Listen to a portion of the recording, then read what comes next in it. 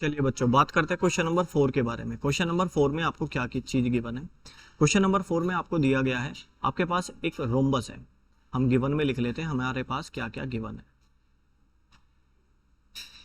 एक रोम्बस है, ए B C D एक रोम्बस है। और किसी भी रोम्बस में आपको क्या क्या चीजें पता होती हैं? किसी भी रोम्बस में हम ये कहते हैं कि सारी साइड आपस में इक्वल होती हैं। ए बी बी सी के इक्वल होगी, बी सी डी सी के इक्वल होगी, और डी ए, ये सब आपस में लेंथ इक्वल होगी। ये सारी लेंथ आपस में इक्वल है बच्चों। ये लेंथ, ये लेंथ, ये लेंथ, ये लेंथ सब आपस में इक्वल है। फिर दूसरी इंपॉर्टेंट बात है जो हमें पता होती है, वो इंपॉर्टेंट बात चलो होती क्या है कि डायगोनल, जो ये आपस में डायगोनल होते हैं, ये डायगोनल एक दूसरे को 90 पर बाइसेक्ट करते हैं, 90 डिग्री पर काटते हैं और इक्वल बाइसेक्ट करते हैं। ये पोर्शन इस पोर्शन के इक्वल हो जाता है और ये पोर्शन इस पोर्शन के इक्वल हो जाता है। ये वाला डायगोनल दो बराबर हिस्सों में टूट गया, ये हिस्सा और ये हिस्सा बराबर, और ये डायगोनल इस एसी डायगोनल की वजह से दो बराबर हिस्सों में टूट गया। ये वाला पोर्शन और ये वाला पोर्शन बराबर है। चलो देखो, हमें प्रूव क्या करके दिखाना है, पहले तो उस पर बात करते हैं। टू प्रूव,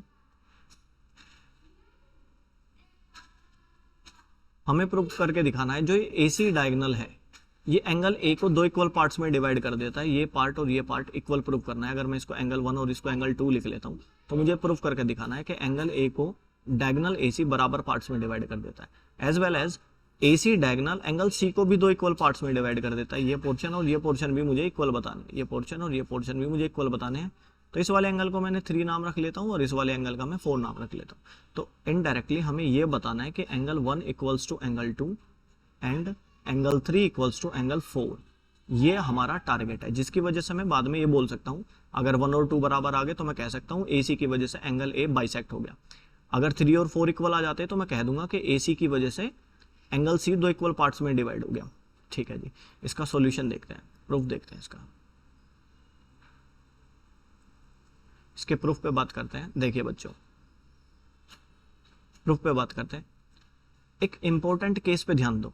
आप ये देखो, ए डी सी ट्रायंगल देखिए, आप ये वाला ट्रायंगल देखिए, और इधर ये देखिए ए बी सी, सिर्फ ये वाला ट्रायंगल देखिए। इन ट्रायंगलों को आपको आपस में कोंग्रेंट करना है, इन दो ट्रायंगलों को आपस में कोंग्रेंट करना है। किस किस ट्रायंगल को? In triangle A D C and triangle A B C, A B C. जब मैं इन ट्रायंगलों को आपस में लूंगा तो मुझे पता है कि ये वाली लेंथ इस वाली लेंथ के इक्वल बोली जा सकती है। सब आपस में इक्वल है तो ये आपस में इक्वल बोली जा सकती है। A D equals to A B के बोली जा सकती है। ये गिवन है, सारी साइड इक्वल होती है ना, इसलिए मैं इसको गिवन केस बोलूंगा। फिर मैंने देखा ये वाली लेंथ इस ट्रायंगल की, ये वाली लेंथ और इस ट्रायंगल की इस वाली लेंथ के इक्वल बोली जा सकती है। तो मैं इसको बोलूंगा D C equals to B C. ये भी आपको गिवन है। ये सब चीज़ें हम गिवन में पढ़ रहे हैं। फिर एक बात इंपॉर्टेंट ये देखने की है कि ए डी सी ट्रायंगल में जो एसी लेंथ है और ए बी सी ट्रायंगल में जो एसी लेंथ है, ये दोनों में कॉमन आती है। इसको पढ़ा जाएगा A C equals to A C, common. A C equals to A C, इसको बोलेंगे हम कॉमन। ऐसा करने से हमें किस चीज़ का फायदा होगा? देखिए, ऐसा करने से हमें ट्रायंगल का नाम पता चल जाएगा सभी। बिल्कुल सही ट्रायंगल का नाम क्या बनेगा? देखिए, मैंने पहले दो रेशियो चेक करे और इसमें देखा क्या चीज़ कॉमन है, डी दोनों में आता है, तो मैं डी को बीच में रख लेता हूँ। यहाँ पर मैंने डी को रखा बीच में, कॉन्ग्रेंट का साइन बनाया, फिर यहाँ पे ट्रायंगल लिखा। अब दूसरे वाले केस को देखता हूँ मैं, यहाँ पर इन दोनों में क्या कॉमन है? बी, तो मैं यहाँ पर बीच में लिख लूंगा बी। पहले वाले रेशियो में डी के साथ ए लिखना है, जिसको मैंने डिसाइड करा तो मैं लेफ्ट में लिखूंगा। मैंने ये लेफ्ट में लिख लिया। फिर मैंने यहाँ पे देखा जो कॉमन था बी, और फर्स्ट वाले रेशियो में बी के साथ लिखा जाना है ए, ये भी मैं लेफ्ट में लिखूंगा। मैंने लेफ्ट वाली साइड डिसाइड करी, पहले लेफ्ट लिख लिया। अब मैंने देखा डी के साथ मुझे सी लिखना है, तो मैंने डिसाइड करा सेकंड वाले रेशियो से मैं राइट साइड में लिखूंगा, सॉरी लेफ्ट साइड में लिखूंगा, तो मैंने सी को लेफ्ट में लिख लिया। यहाँ पर बी के साथ सी लिखना है, ये भी मैंने डिसाइड कर रखा है कि सेकंड वाले रेशियो से मैं लेफ्ट साइड में लिखूंगा, ये सी बन गया। और ये बना है साइड साइड साइड प्रॉपर्टी से। ऐसा करने से अब हम क्या क्या बोल सकते हैं? मैंने इस ट्रायंगल का एंगल ए ढूंढने की कोशिश करी। एंगल ए का नाम क्या बन रहा है? डी ए सी। तो मैंने यहाँ से डी ए सी को फाइंड करा। यहाँ पर डी ए सी फाइंड करने के लिए पहले बीच वाला लिखना है, फिर फर्स्ट वाला, फिर थर्ड वाला। तो मैंने यहाँ पे एंगल का साइन बनाया, बीच वाला, फर्स्ट वाला, थर्ड वाला। तो फिर मैं ऐसा इधर करूंगा, बीच वाला, फर्स्ट वाला, थर्ड वाला। अब देखो ये तो मैंने ढूंढ के निकाला और ये ऑटोमेटिकली बन गया BAC।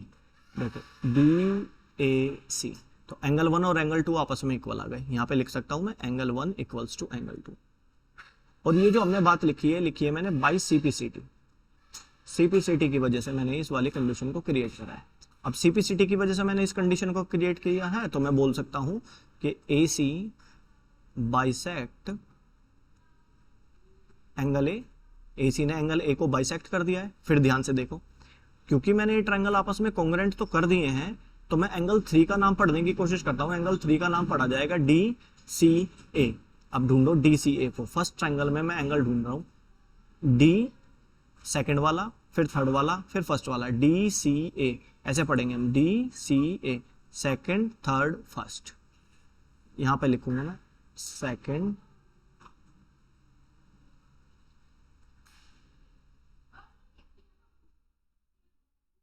Second third first equals to, यहां पे मैं नाम लिखूंगा वही सेकंड थर्ड फर्स्ट, नाम बनेगा BCA। ये वाला तो मैंने अपनी जरूरत के हिसाब से बनाया और इसी के रेसिप्रोकल रेसिप्रोकल कह रहा हूं, इसी के रेस्पेक्ट में मैंने इधर बना दिया। अब ढूंढ के देखो BCA क्या है, BCA 4 बन गया। मैंने थर्ड लिया और 4 के इक्वल आ गया, तो यहां पर मैं यूज करूंगा angle third equals to angle 4। फिर हम कह सकते हैं कि AC, अगर ये दोनों बराबर आ रहे हैं तो AC bisect angle C। AC angle C को भी बाइसेक्ट कर रहा है, hence proved. Diagonal AC angle A को भी बाइसेक्ट कर रहा है और डायगोनल AC एंगल C को भी बाइसेक्ट कर रहा है। ये पोर्शन बराबर आ गए, यहाँ पे ये पोर्शन बराबर है। अब मैं बोल सकता हूं कि same as we can say that